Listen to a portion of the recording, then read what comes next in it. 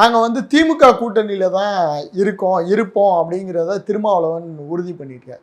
கிட்டத்தட்ட காங்கிரஸுக்கு இணையான சீட்டை திரும்ப எதிர்பார்க்கிறாரோ, அதனாலதான் இந்த பேரணி, இந்த கூட்டங்கள், இந்த சீட் பேரத்தை வலிமையை கூட்டுறதுக்கான முயற்சி. அவர் ஆட்சிக்கு வரணும். ஏங்க அவர் ஏற்கனவே பேசணும் உங்களுக்கு தெரியாதா? நாங்க என்ன சன்மார்க்க சங்கம் நடத்துறோம், நாங்களும் அதிகாரத்தை நோக்கி தான் போறோம் தான் சொல்லியிருக்கிறாரு. நீங்களே ஒரு இட்டு கட்டி ஒண்ணு சொல்றீங்க காங்கிரஸுக்கு இணையானதுன்னு. ஏன் திமுக இணையா வாங்கணும் அப்படி சொல்லுங்களேன். அப்போ உங்களுக்கே வேற ஏதோ உள்நோக்கம் இருக்கு. அவர் சொன்னாரா காங்கிரஸ் இணையான சீட்டு கேட்கிறேன்னு? அப்புறம் ஏன் அப்படி ஒரு கேள்வி கேட்டீங்க சொல்லுங்க. அதே இப்ப இந்த இதுல அவரு அந்த பேரணியில பேசக்குள்ள ஒண்ணு சொல்றாரு, திரும்ப இருக்கிற கூட்டணி தான் வெற்றி கூட்டணி அப்படின்னு சொல்றாரு. சார் இதெல்லாம் நீங்க நான் பொழுதுபோக்கு பேச நான் விரும்பல. நான் முன்னாலே சொன்னேன், திரும்பி கேட்கிறேன். அதே திருமாவளவன் சேர்ந்தா 14 கட்சி கூட்டணி வச்சாங்க, டெபாசிட்டா வாங்கினாங்களா? மக்கள் தான் சார் எஜமானர்கள் ஜனநாயகத்துல.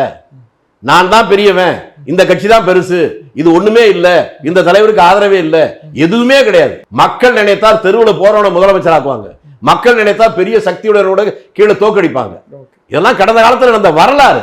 அதை புரிந்து கொண்டு அவர்கள் பேசட்டும் அல்லது பேசலைன்னாலும் நம்மை போன்ற பொதுமக்கள் அதை புரிஞ்சுக்கிட்டு சிரிச்சுட்டு போக வேண்டியதுதான்.